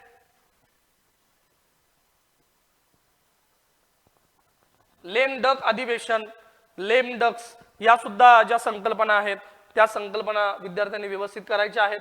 सभागृहामध्ये होणारं जे बहुमत आहे, मतदान आहे, कोणत्या बहुमतानं होतं, साधं बहुमत म्हणजे काय, विशेष बहुमत म्हणजे काय, गणपूर्ती म्हणजे काय, 1/10 सदस्य जोपर्यंत सभागृहात हजर राहत नाहीत तोपर्यंत सभागृहाचं कामकाज चालू होत नाही, त्याला गणपूर्ती म्हणतात. संसदेची भाषा कोणती आहे, कोणत्या भाषेतून संसदीय सदस्य हे संसदेचं कामकाज पाहतात, या सगळ्या गोष्टी आपल्याला महत्वाच्या आहेत, हे लक्षात घ्या. इथं लोकसभा अध्यक्ष आणि उपाध्यक्ष याचा जो चार्ट दिलेला आहे नोट्समध्ये तो सुद्धा तुम्हाला व्यवस्थित करायचा आहे, कारण हा अत्यंत महत्वाचा भाग आहे.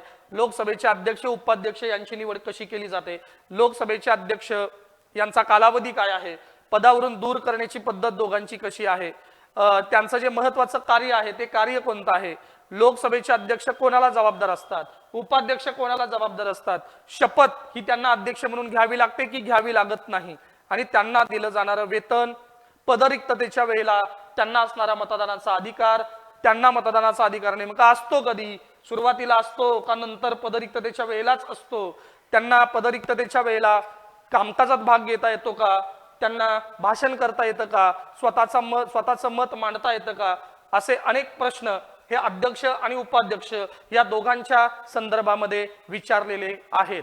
त्यामुळे अध्यक्ष आणि उपाध्यक्ष यांचा जो चार्ट नोट्स मध्ये दिलेला आहे तो तुम्ही व्यवस्थित करणं अत्यंत आवश्यक आहे. जसं लोकसभेचे अध्यक्ष उपाध्यक्ष आहेत त्याच पद्धतीनं राज्यसभेमध्ये सभापती आहेत आणि राज्यसभेमध्ये उपसभापती आहेत. ओके, आता इथं एक महत्वाचं वाक्य आहे ते समजून घेणं महत्वाचं आहे की उपराष्ट्रपती हे राज्यसभेचे पदसिद्ध सभापती असतात. उपराष्ट्रपती हे राज्यसभेचे पदसिद्ध सभापती असतात. हे वाक्य घटनात्मक दृष्ट्या 100% योग्य आहे. पण मी जर असं म्हणालो की राज्यसभेचा सभापती हा उपराष्ट्रपती असतोच, तर या वाक्याला अर्धसत्य मानलं जाईल, कारण प्रत्येक राज्यसभेचा सभापती हा उपराष्ट्रपती असेलच असं नाही. पण हेच वाक्य जर उलट असेल, जे मी पहिल्यांदा मांडलं की उपराष्ट्रपती हा राज्यसभेचा पदसिद्ध सभापती असतोच, त्यामुळं या वाक्यावर व्यवस्थित विचार करून परीक्षेला सामोरं जायचंय. या प्रश्नाला सभापती आणि उपसभापती हा सुद्धा चार्ट महत्वाचा आहे. जसं मी मागाशी लोकसभेचे अध्यक्ष उपाध्यक्ष यांचं सांगितलं, अगदी त्याच पद्धतीनं राज्यसभेचे सभापती आणि उपसभापती यांचा मुद्दा आहे, हे लक्षात घ्या. आता इथं आणखीन एक मुद्दा आपल्याला अधोरेखित करायचा आहे, तो म्हणजे संयुक्त बैठक. कारण संयुक्त बैठकीवरती प्रश्न येऊ शकतो. लोकसभा आणि राज्यसभा जर एखाद्या विधेयकाच्या संदर्भात दोघांमध्ये मतभेद निर्माण झाले असतील तर आपल्या राज्यघटनेत संयुक्त बैठकीची तरतूद करण्यात आलेली आहे. या संयुक्त बैठकीमध्ये संयुक्त बैठकीचं अध्यक्षस्थान कोणाकडे असतं असा प्रश्न आयोगाने बऱ्याचदा विचारलाय. तर संयुक्त बैठकीचं अध्यक्षस्थान हे नेहमी लोकसभेचे अध्यक्ष भूषवतात. लोकसभेचे अध्यक्ष जर गैरहजर असतील तर लोकसभेचे उपाध्यक्ष भूषवतात. राज्यसभेच्या सभापतींना संयुक्त बैठकीचं अध्यक्षस्थान भूषवता येत नाही, कारण राज्यसभेचे सभापती म्हणजेच उपराष्ट्रपती हे संसदेचे सदस्य नसतात. ते संसदेचे सदस्य नसल्यामुळे संयुक्त बैठकीचं अध्यक्षस्थान भूषवण्याचा जो अधिकार आहे तो अधिकार उपराष्ट्रपतींना राज्यसभेचा सभापती या नात्यानं उपभोगता येत नाही. कळतंय? संयुक्त बैठकीच्या वेळेला लोकसभा अध्यक्ष गैरहजर असतील तर उपाध्यक्ष अध्यक्ष असतात, आणि तेही गैरहजर असतील तर राज्यसभेचे उपसभापती अध्यक्ष असतात. परंतु राज्यसभेचा सभापती जो उपराष्ट्रपती आहे त्याला या संयुक्त बैठकीचं अध्यक्षस्थान भूषवता येत नाही. हा महत्वाचा मुद्दा लक्षात घेणं गरजेचं आहे.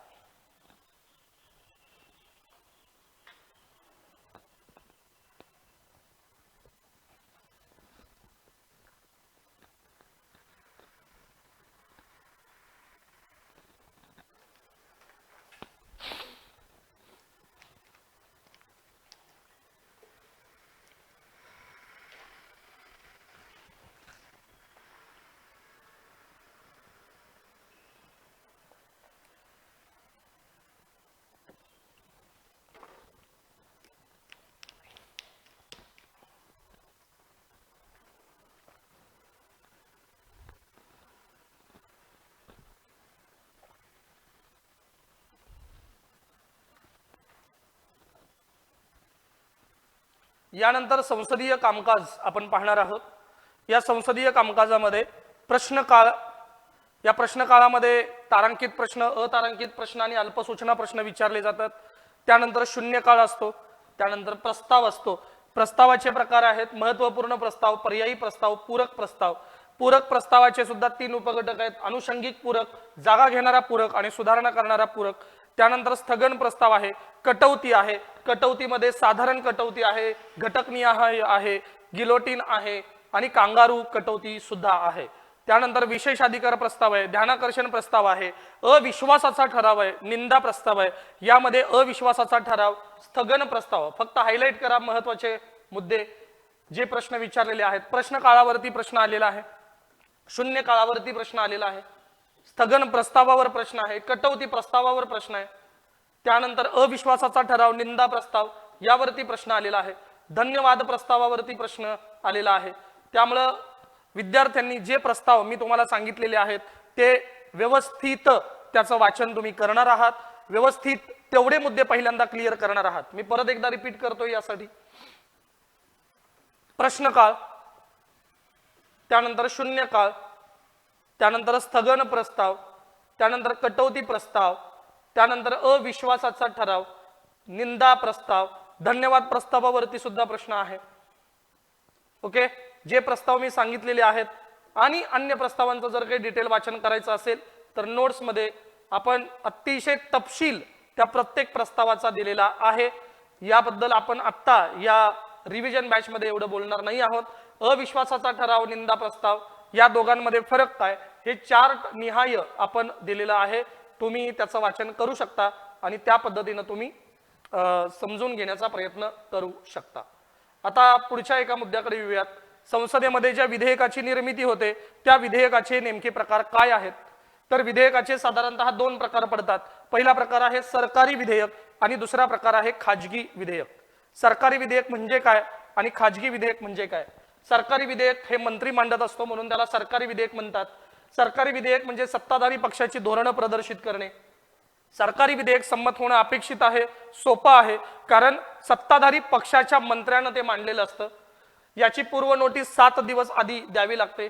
हे विधेयक मंत्री किंवा त्याचा विभाग तयार करत असतो। सरकारी विधेयक जर सभागृहानं फेटाळलं तर त्याचा परिणाम अविश्वासाच्या ठरावात होऊ शकतो आणि अविश्वासाचा ठराव मंजूर झाला तर मग मंत्रिमंडळाला राजीनामा द्यावा लागतो। धन विधेयक हे 100% सरकारी विधेयक आहे, हे लक्षात घ्या। म्हणजे खाजगी सदस्याला धन विधेयक मांडता येत नाही, यावर आपण क्लासमध्ये डिटेल बोललेलोच आहोत। खाजगी विधेयक म्हणजे खाजगी सदस्य मांडतात, विरोधी पक्षाची सार्वजनिक मुद्द्याबद्दलची जी भूमिका आहे ती भूमिका ते स्पष्ट करत असतात। हे विधेयक त्या मानानं संमत होणं अवघड असतं, कारण विरोधी पक्षाने हे विधेयक मांडलेलं असतं। याची पूर्व नोटीस 1 महिना आधी द्यावी लागते। पूर्व नोटिसाबद्दल दोन्ही मुद्दे वेगवेगळे आहेत हे तुम्हाला लक्षात येईल। हे विधेयक संबंधित सदस्य तयार करतो, पण सरकारी विधेयक मात्र एखादा मंत्री किंवा त्याचा विभाग तयार करत असतो। खाजगी विधेयकाच्या बाबतीत असं घडत नाही की ते विधेयक मांडल्यानंतर विरोधी पक्षाला राजीनामा द्यावा लागेल, असं घडत नाही। तर साधारणतः विधेयकाचे हे 2 प्रकार आपल्याला दिसतात। विधेयक पारित करण्याची एक पद्धत आहे। या पद्धतीमध्ये पहिल्या सभागृहामध्ये जिथे हे विधेयक जातं तिथं तुम्हाला प्रथम वाचन करावं लागतं। प्रथम वाचनामध्ये केवळ ते राजपत्रात प्रकाशित होतं, त्यानंतर द्वितीय वाचनाचा टप्पा येतो। या द्वितीय वाचनामध्ये समिती अवस्था येते। ही समिती अवस्था अत्यंत महत्त्वाची असते, ती त्यावरती भरीव काम करते आणि पुन्हा द्वितीय वाचनामध्ये मतदानासाठी द्वितीय वाचनामध्ये ते विधेयक जे आहे ते सभागृहामध्ये येतं। अत्यंत महत्त्वाच्या या समिती अवस्था असतात, त्या एकूण 3 असतात। सर्वसाधारण चर्चेची अवस्था असते, समिती अवस्था, प्रतिवृत्त अवस्था म्हणून त्याला ओळखलं जातं। त्यानंतर तृतीय वाचन येतं। या तृतीय वाचनामध्ये पूर्ण विधेयक मतदानासाठी टाकलं जातं। इथे त्या विधेयकामध्ये दुरुस्त्या सुचवल्या जात नाहीत, त्यामुळे दुरुस्त्या सुचवल्या जातात त्या केवळ आणि केवळ द्वितीय वाचनामध्ये। याचे सगळे मुद्दे आपण तपशिलानं यापूर्वी पाहिलेले आहेत। जसं एका सभागृहामध्ये 3 वाचन होतात, प्रथम, द्वितीय आणि तृतीय, अगदी त्याच पद्धतीनं दुसऱ्या सभागृहामध्ये सुद्धा प्रथम वाचन, द्वितीय वाचन आणि तृतीय वाचन होतं।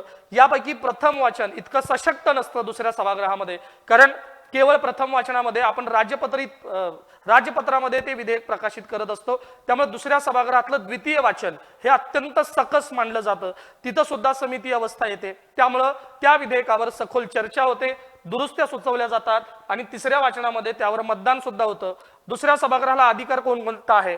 दुसऱ्या सभागृहाला अधिकार आहे ते विधेयक फेटाळून लावण्याचा, त्यानंतर दुरुस्तीसह परत पाठवण्याचा, कोणतीही कृती न करण्याचा, आणि जर दुरुस्तीशिवाय ते विधेयक जर परत पाठवलेलं असेल तर कोणत्या विधेयकासाठी संयुक्त बैठकीची तरतूद आहे, कोणत्या विधेयकासाठी संयुक्त बैठकीची तरतूद अजिबात नाही, हे सुद्धा मुद्दे विद्यार्थ्यांनी व्यवस्थित करणं अपेक्षित आहे। नंतर त्या मुद्द्यावरती आपण बोलणारच आहोत। ठीक आहे, बघा आता व्यवस्थित, धन विधेयक आहे, वित्तीय विधेयक भाग 1 आहे, वित्तीय विधेयक भाग 2 आहे, घटना दुरुस्तीचं विधेयक आहे, आणि यानंतर एक विधेयक राहतं ते म्हणजे सामान्य विधेयक। ठीक आहे, इथं हा चार्ट दिलेला आहे या सर्व विधेयकांचा, सामान्य विधेयक, धन विधेयक, वित्तीय विधेयक भाग 1, वित्तीय विधेयक भाग 2 आणि घटना दुरुस्तीचं विधेयक। आता पटपट आपण या विधेयकांची माहिती घेऊयात। सभागृह, सामान्य विधेयक दोन्ही सभागृहामध्ये मांडलं जातं, धन विधेयक फक्त लोकसभेत मांडलं जातं, वित्तीय विधेयक भाग 1 फक्त लोकसभेत येतं, वित्तीय विधेयक भाग 2 हे दोन्ही सभागृहात मांडलं जातं, घटना दुरुस्तीचं विधेयक सुद्धा दोन्ही सभागृहात मांडलं जातं। पूर्वसंमती, सामान्य विधेयकासाठी पीठासीन अधिकारी, धन विधेयकासाठी राष्ट्रपती, वित्तीय विधेयक भाग 1 राष्ट्रपतींच्या शिफारशीनं पूर्वसंमतीनं मांडलं जाईल, वित्तीय विधेयक भाग 2 पीठासीन अधिकारी, आणि घटना दुरुस्तीचं विधेयक पीठासीन अधिकाऱ्यांच्या संमतीनं सभागृहात येईल। इथं पीठासीन अधिकाऱ्यांची संमती असलेली विधेयकं विचारली जात नाहीत। प्रश्न येतो की राष्ट्रपतींच्या शिफारशीने कोणती विधेयकं ही सभागृहात येतात? याचं उत्तर आहे धन विधेयक। धन विधेयक राष्ट्रपतींच्या शिफारशीनेच सभागृहात मांडलं जातं, आणि त्यानंतर वित्तीय विधेयक भाग 1 हे सुद्धा राष्ट्रपतींच्या शिफारशीनेच मांडलं जातं। धन विधेयकासाठी कलम 110 अंतर्गत येणारे जे काही आर्थिक विषय आहेत त्या विषयांवर केलेला कायदा म्हणजे धन विधेयक। कलम 117(1) या कलमा अंतर्गत येणारे जेवढे वित्तीय विषय आहेत त्या विषयांवर केलेला कायदा म्हणजे वित्तीय विधेयक भाग 1, आणि कलम 117(3) या वित्तीय विषयांवर केलेले जे कायदे आहेत ते कायदे वित्तीय विधेयक भाग 2 मध्ये गणले जातात। घटना दुरुस्ती ही कलम 368 नुसार केली जाते, पण घटना दुरुस्तीचे सुद्धा 2 प्रकार आहेत। एक कलम 368च्या बाहेरील घटना दुरुस्ती जी साध्या बहुमताने केली जाते, आणि कलम 368 मधील घटना दुरुस्ती जी 2 पद्धतीने केली जाते, ज्याबद्दल आपण वर्गात शिकलेलो आहोत। पुढे बघा आता विषय तर मी क्लिअर केलेलाच आहे। त्यानंतर बहुमत, सामान्य विधेयक पास होण्यासाठी साध्या बहुमताची गरज आहे, धन विधेयकासाठी साध्या बहुमताची गरज आहे, वित्तीय विधेयक भाग 1 भाग 2 साध्या बहुमताची गरज आहे, परंतु घटना दुरुस्ती जर करायची असेल आणि तीही कलम 368 मधील घटना दुरुस्ती करायची असेल तर त्यासाठी सभागृहाचं 2/3 मेजॉरिटी म्हणजे विशेष बहुमताची आवश्यकता आहे, आणि हे विशेष बहुमत केवळ घटना दुरुस्ती विधेयकासाठीच आहे, हे सुद्धा लक्षात घ्या। आता राष्ट्रपतींना अधिकार कोणकोणता आहे? राष्ट्रपतींना एकूण 4 प्रकारचे अधिकार असतात। नंबर 1 राष्ट्रपती संमती देऊ शकतात, नंबर 2 राष्ट्रपती ते विधेयक 100% नाकारू शकतात, त्यानंतर राष्ट्रपती ते विधेयक पुनर्विचारासाठी पाठवू शकतात, किंवा नंबर 4 राष्ट्रपती पॉकेट वेटो वापरू शकतात। हे आपण राष्ट्रपती या प्रकरणात पाहिलेलं आहे। या विधेयकांचा जर विचार केला तर सामान्य विधेयकासाठी राष्ट्रपती 4ही पर्याय वापरू शकतात। धन विधेयक हे कधीही पुनर्विचारासाठी परत पाठवता येत नाही, म्हणजे धन विधेयकाला राष्ट्रपतींना अधिकार काय आहे? नंबर 1 मान्यता देणे, नंबर 2 नाकारणे, नंबर 3 पॉकेट वेटो वापरणे, पण काय करता येत नाही त्यांना? पुनर्विचारासाठी परत पाठवता येत नाही। परंतु असं मानलं जातं की राष्ट्रपतींच्या शिफारशीने धन विधेयक हे संसदेमध्ये मांडलं जात असल्यामुळे राष्ट्रपती शक्यतो धन विधेयकाला मान्यता देतात। क्लिअर आहे? पुढे बघा, वित्तीय विधेयक भाग 1 आणि भाग 2 या दोन्ही ठिकाणी राष्ट्रपतींना 4ही अधिकार आहेत। घटना दुरुस्ती विधेयकाचा जर विचार केला तर 24वी घटना दुरुस्ती 1971 नुसार राष्ट्रपतींवर घटना दुरुस्ती विधेयक मान्य करणं हे बंधनकारक करण्यात आलेलं आहे। लक्षात आलं? म्हणजे घटना दुरुस्ती विधेयकावर सही करणं आता राष्ट्रपतींवर बंधनकारक करण्यात आले। 24वी घटना दुरुस्ती ही यासाठी अत्यंत महत्त्वाची आहे, ज्यानुसार राष्ट्रपतींना घटना दुरुस्तीबद्दल कोणतेही अधिकार नाहीत। संयुक्त बैठक, सामान्य विधेयकासाठी संयुक्त बैठक होते का? होते। आपल्या धन विधेयकासाठी संयुक्त बैठकीची तरतूद अजिबात नाही, कारण धन विधेयकाबद्दलचे सगळे पावर हे लोकसभेकडे आहेत। लोकसभेत ते मांडलं जातं, त्यानंतर ते राज्यसभेत जातं, 14 दिवस राज्यसभेला अधिकार असतो. या गोष्टी तुम्ही वाचून घ्या नोट्स मधून. इथे संयुक्त बैठकीचा मुद्दाच नाहीये धनविधेयकाच्या संदर्भात. वित्तीय विधेयक भाग 1 इथं सुद्धा धनविधेयक म्हणजे संयुक्त बैठक होत नाही. भाग 2 ला संयुक्त बैठकीची तरतूद आहे आणि घटना दुरुस्ती विधेयकाला सुद्धा संयुक्त बैठकीची तरतूद नाही, कारण घटना दुरुस्तीचं विधेयक हे स्वतंत्रपणे लोकसभेत विशेष बहुमताने आणि राज्यसभेत सुद्धा विशेष बहुमताने संमत होतं. जर राज्यसभेचे विधेयका संदर्भामधले सगळ्यात जास्त पॉवर कुठे असतील तर ते घटना दुरुस्तीच्या विधेयकामध्ये आहेत.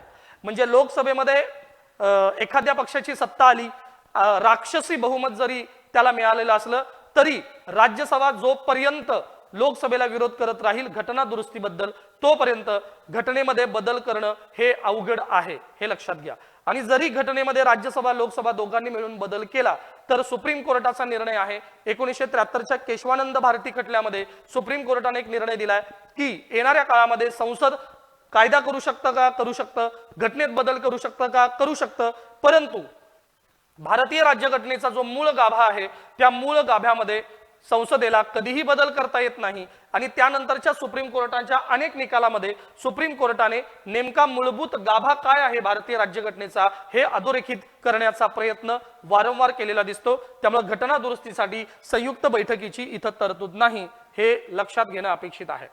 राज्यसभेचा अधिकार विधेयकाच्या संदर्भात सामान्य विधेयकामध्ये लोकसभेच्या इतकाच अधिकार आहे, धनविधेयकामध्ये तो अधिकार खूप कमी आहे.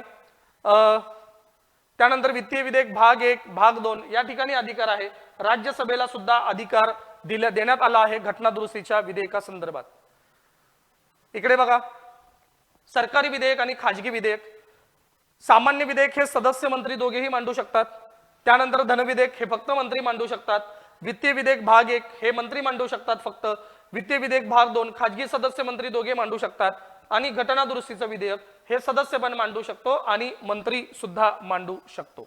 ओके, त्यामुळे 100% सरकारी विधेयक कोणतं याचं उत्तर आहे धनविधेयक, जे मी यापूर्वी तुम्हाला बोललोच आहे. 100% सरकारी विधेयक म्हणून धनविधेयकाला ओळखलं जातं. ठीक आहे, तर इथं संसदेमध्ये पारित केली जाणारी सर्व विधेयकं, त्या विधेयकांबद्दलचे डिटेल्स पुन्हा आपण रिव्हिजन लेक्चरमध्ये कव्हर करण्याचा प्रयत्न केलाय. याचं कारणच हे आहे की रिव्हिजन मध्ये तुम्हाला जो प्रश्न विचारला जाणार आहे तो विचारला जाणारा प्रश्न पुन्हा रिवाइज केला जावा.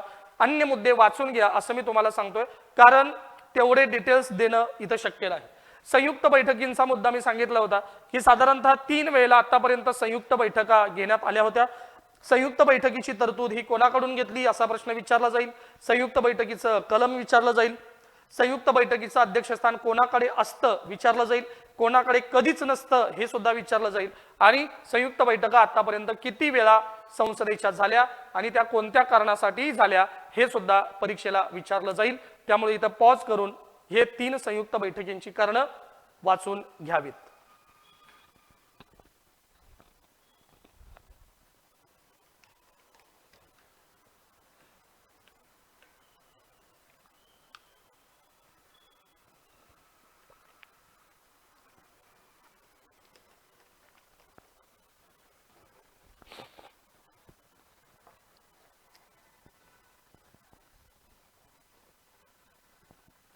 त्यानंतर पुढच्या मुद्द्याकडे येऊयात.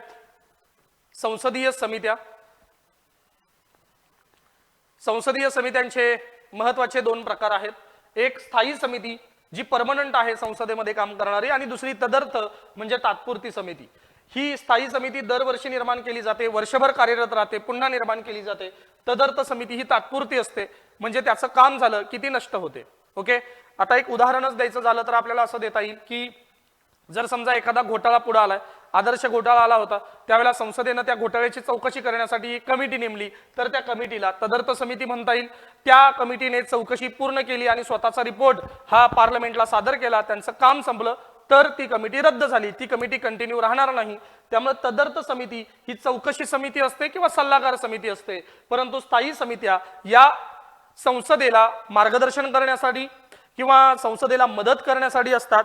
आणि या समित्या वित्तीय समित्या किंवा विभागीय स्थायी समित्या किंवा इतर संसदीय समित्या या नावाने ओळखल्या जातात. यामध्ये आपल्याला परीक्षेला महत्त्वाच्या आहेत त्या 3 वित्तीय समित्या. त्यातली पहिली समिती आहे लोक अंदाज समिती. पहिली समिती आहे लोक अंदाज समिती, कारण या समितीचं कार्य आहे संसदेच्या खर्चामध्ये काटकसर सुचवणं। पहिली समिती आहे लोक अंदाज समिती। त्यामुळे तुम्हाला यामध्ये काय काय बघायचं आहे की ही समिती कधी स्थापन झाली, स्वातंत्र्यानंतर कोणाची शिफारस होती, सुरुवातीला किती सदस्य होते, नंतर सदस्य रचनेत काय बदल झाले, लोकसभा आणि राज्यसभा या दोघांना या लोक अंदाज समितीमध्ये स्थान आहे का नाही, याचे अध्यक्ष नेमके कोण असतात, ते सरकारी पक्षातले आहेत का विरोधी पक्षातले आहेत, आणि या समितीचं नेमकं कार्य काय, एवढ्या सगळ्या मुद्द्यांना तुम्हाला न्याय द्यायचं आहे। लोक अंदाज समिती म्हणजे संसदेची काटकसर करणारी समिती।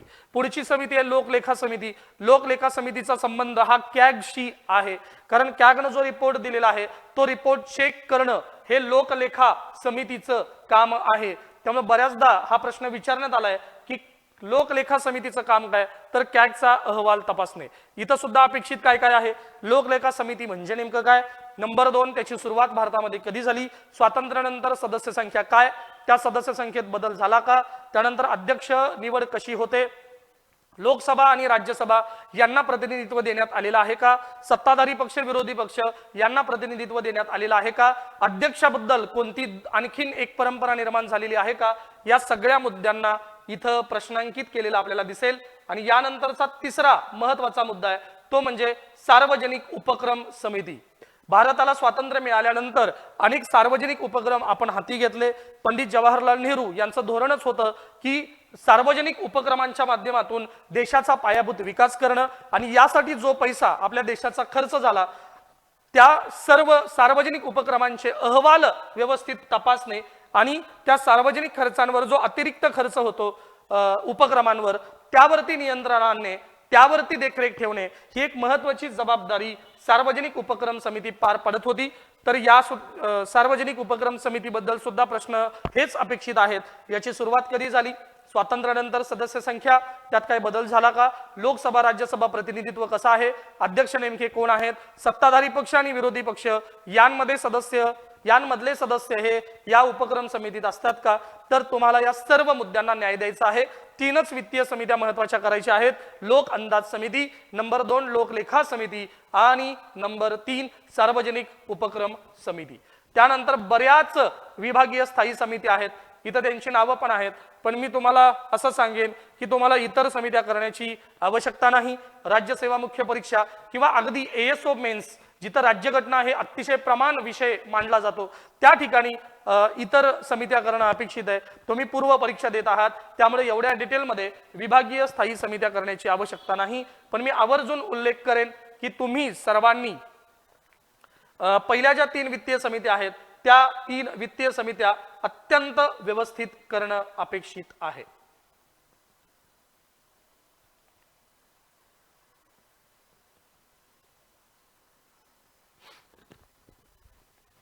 संसदेच्या सगळ्याच गोष्टी आपण पाहिल्या। संसदेची यंत्रणा ज्या पद्धतीने आहे त्याच पद्धतीने राज्य विधिमंडळाची सुद्धा यंत्रणा काम करत असते।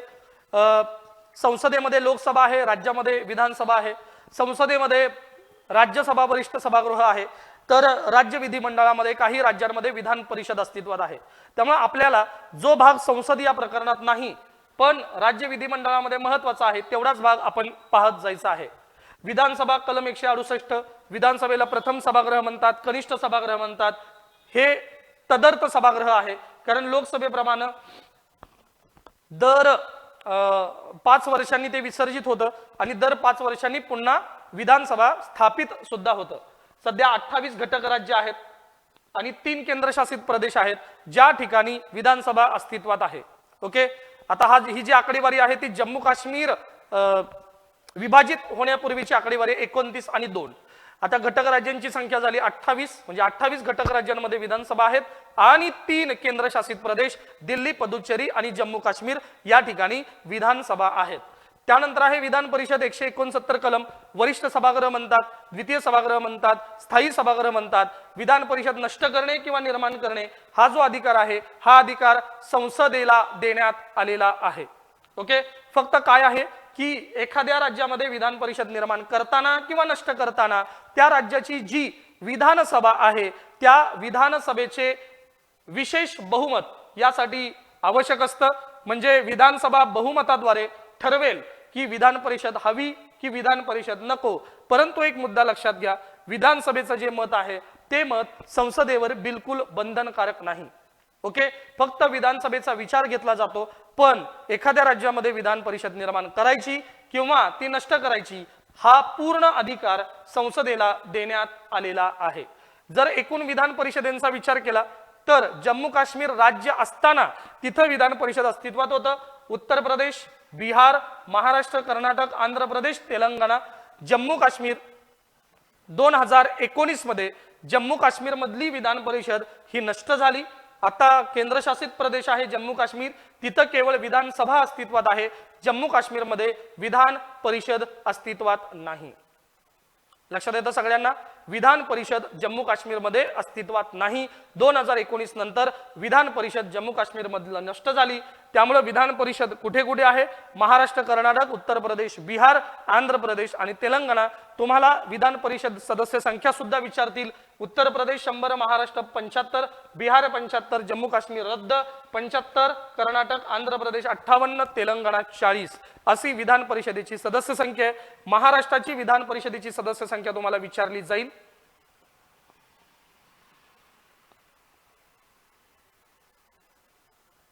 महाराष्ट्राची विधान परिषदेची संख्या 78 आहे.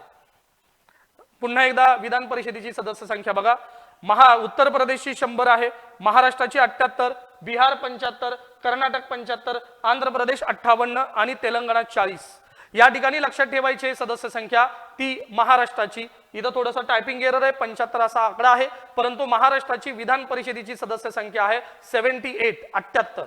ठीक आहे. आणि विधानसभेची जी सदस्य संख्या आहे ती आहे 288. हा प्रश्न वारंवार परीक्षेला विचारण्यात आलेला होता. ओके, आणि जम्मू काश्मीरचा जो मुद्दा आहे तो मुद्दा सुद्धा आपल्याला लक्षात घ्यायचा आहे.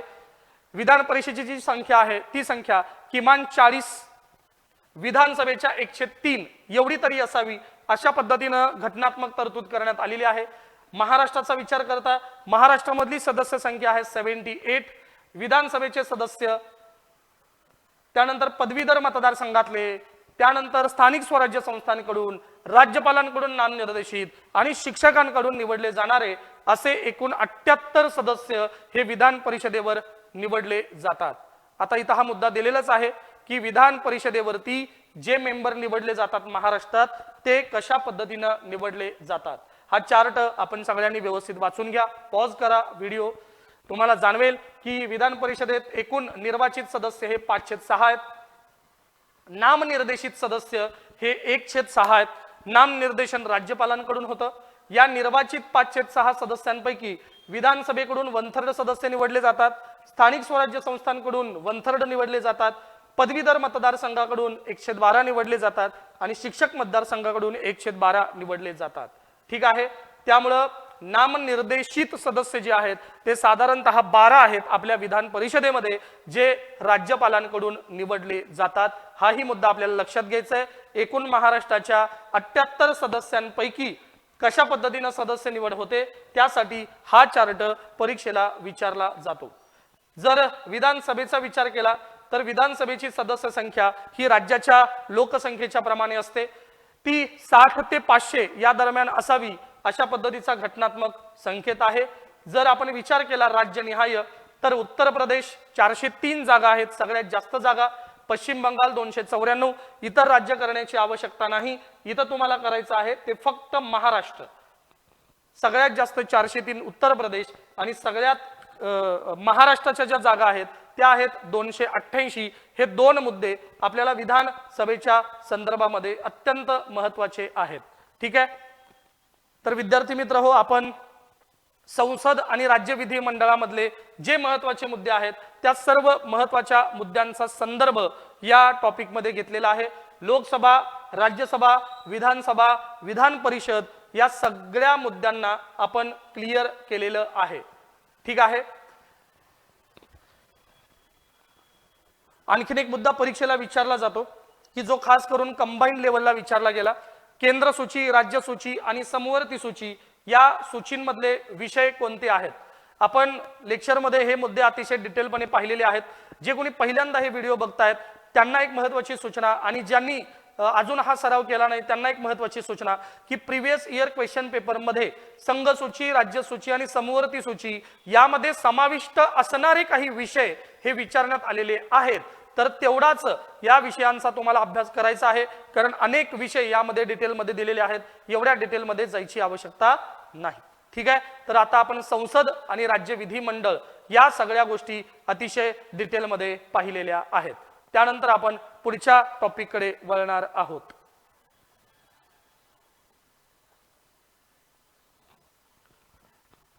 याला म्हटलं जातं संघ लोकसेवा आयोग UPSC, त्यानंतर राज्य लोकसेवा आयोग SPSC आणि संयुक्त लोकसेवा आयोग. ठीक आहे, तर या तीनही आयोगांवर प्रश्न अपेक्षित आहे. आता यावर प्रश्न काय काय अपेक्षित आहे बघा. नंबर 1, लोकसेवा आयोगाची सुरुवात आपल्या देशामध्ये कधी झाली, त्यानंतर कोणत्या कलमांतर्गत UPSC आहे, कोणत्या कलमांतर्गत SPSC आहे, कोणत्या कलमांतर्गत संयुक्त लोकसेवा आयोग आहे. संयुक्त लोकसेवा आयोग हा घटनात्मक नाहीये, त्यासाठी संसदेला कायदा करावा लागतो. त्यामुळे दोनच घटनात्मक आयोग आहेत आपल्याकडे, एक संघ लोकसेवा आयोग आणि नंबर 2 राज्य लोकसेवा आयोग. त्यामुळे इथं जो चार्ट दिलेला आहे नोट्स मध्ये तो दोन्हीच दिलेला आहे, कलमा अंतर्गत हे दोन्हीच येतात. संयुक्त लोकसेवा आयोग जो आहे तो संयुक्त लोकसेवा आयोग आपल्याला दिसेल की कायदा करूनच निर्माण करता येतो, त्यामुळे हा वैधानिक स्वरूपाचा आयोग आहे, याला घटनात्मक दर्जा नाही.